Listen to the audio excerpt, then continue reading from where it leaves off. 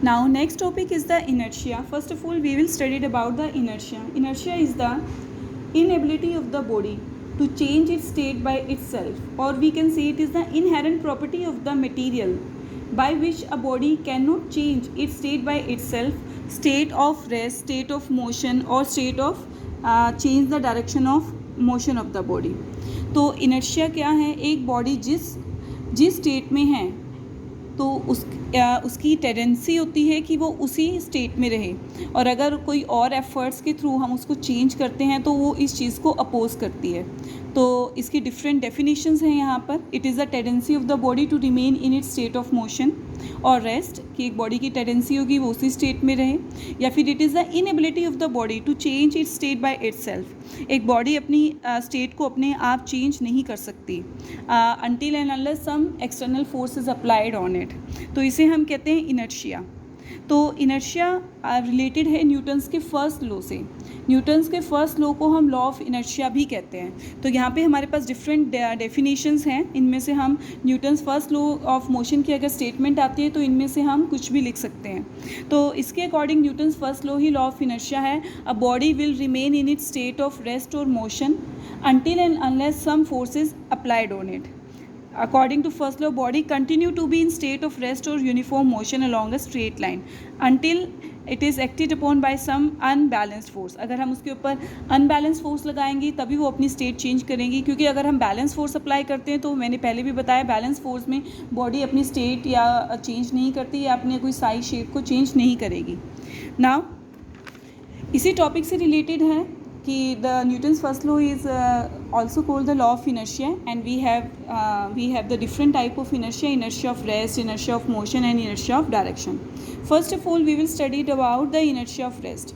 Inertia of rest का meaning है अगर कोई बॉडी रेस्ट पर है तो वो रेस्ट पे रहेगी until and unless some force is applied on it, or we can say it is the inability of body to change its state by itself, or we can say it is the tendency of the body to remain in its state of rest. That is called the inertia of rest. तो अगर हमें body को उसके rest से उसको change करना है motion में तो हमें एक्सटर्नल फोर्स अप्लाई करनी होगी. तो यहाँ पे कुछ, क्योंकि यहाँ से कंसेप्चुअल क्वेश्चंस आते हैं, तो फर्स्ट कंसेप्चुअल क्वेश्चन है कि जब हम किसी बस में बैठे हुए हैं तो सडनली जैसे ही बस मूव करना स्टार्ट करती है, why we throw backward direction. Because क्योंकि हमारा जो बॉडी का जो फीट है वो हमारे बस के साथ कांटेक्ट में होते हैं, और एक हमारे उसको अगर जैसे ही बस मोशन में आती है तो फ्रिक्शनल फोर्स है, it is enough to move our feet according to the motion of the body. But हमारी जो बॉडी का अपर पार्ट है वो मोशन में नहीं होता, वो रेस्ट पे ही रहना चाहता है due to the inertia of rest. Inertia of rest में रहने की वजह से जो हमारी बॉडी है वो बैकवर्ड डायरेक्शन में जाती है. सिमिलरली एक कारपेट पे बहुत डस्ट है, अगर हम उसको रिमूव करते हैं तो हम उसको किसी स्टिक से बीट करते हैं. तो अगर हम उसको इस तरह से मूव करेंगे तो जो कारपेट है वो मोशन में आ जाएगा, बट जो डस्ट पार्टिकल हैं due to inertia of rest they will remain in its state of rest so that they get easily separated. तो ये हमारे पास कुछ कंसेप्चुअल क्वेश्चंस हैं जो इस टॉपिक से ऑलवेज आते हैं. Now next is the inertia of motion. Same, it is the inability of the body to change its state by itself. अगर एक बॉडी मूव कर रही है, अगर वो मोशन में है तो वो मोशन में ही रहना चाहेगी, वो अपनी स्टेट को चेंज नहीं करना चाहेगी. फॉर एग्जाम्पल देखो, अगर हमारे अर्थ पर एयर फ्रिक्शन ना हो, फ्रिक्शनल फोर्सेस ना हो, विस्कस फोर्सेस ना हो, तो अगर कोई ऑब्जेक्ट मूव कर रहा है तो वो मूव ही करता रहेगा. बट ये हमारे पास नेचुरल फोर्सेस हैं, ये ऑलवेज एग्जिस्ट करती हैं. तो डेफिनेटली अगर कोई बॉडी मोशन में है तो वो कुछ दूर मूव करने के बाद अपने आप उसका मोशन रुक जाता है. तो इसी तरह से इनर्शिया ऑफ मोशन क्या है कि बॉडी अपने आप अपनी स्टेट चेंज नहीं करेगी, अगर मोशन में है तो वो मोशन में ही रहेगी. नाउ फॉर एग्जाम्पल अगर हम किसी मूविंग बस में मूव कर रहे हैं, सडनली अगर ब्रेक अप्लाई होते हैं तो हम फॉरवर्ड डायरेक्शन की तरफ मूव करते हैं. अगेन रीज़न वही है कि अगर हमारे जो फीट हैं वो बस के साथ कांटेक्ट में है, उसके फ्लोर के साथ, वो तो मूव करना स्टॉप कर देते हैं, बट हमारी बॉडी का जो अपर पार्ट है वो मोशन में रहना चाहेगा. दैट्स वाई अगर जैसे ही मोशन स्टॉप होता है तो वो फॉरवर्ड डायरेक्शन में हमारी बॉडी थ्रो होती है.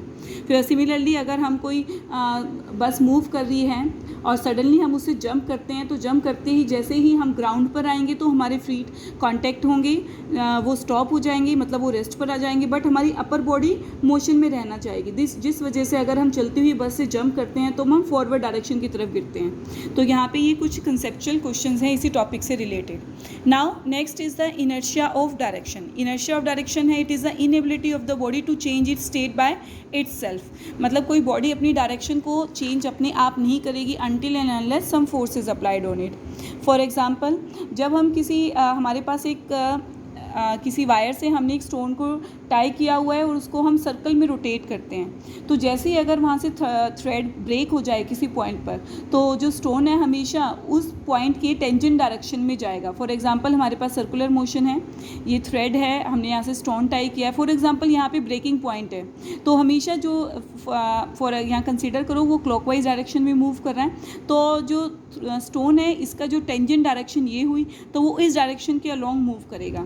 या फिर हम ये कह सकते हैं कि अगर हम कोई पैसेंजर्स हैं वो एक बस में मूव कर रहे हैं या किसी व्हीकल में मूव कर रहे हैं, तो सडनली अगर वो यू टर्न लेती है तो हम हमेशा साइड की तरफ जाते हैं, बिकॉज जो कोई भी ऑब्जेक्ट का जो सर्कुलर मोशन है वो सेंटीपिटल फोर्स की वजह से होता है। अगर जो सेंटीपिटल फोर्स है वो हमेशा सेंटर की तरफ होती है, तो अगर हम सडनली यू टर्न लेते हैं तो जो पैसेंजर्स हैं वो या राइट की तरफ या लेफ़्ट की तरफ थ्रो करते हैं due to the inertia of direction.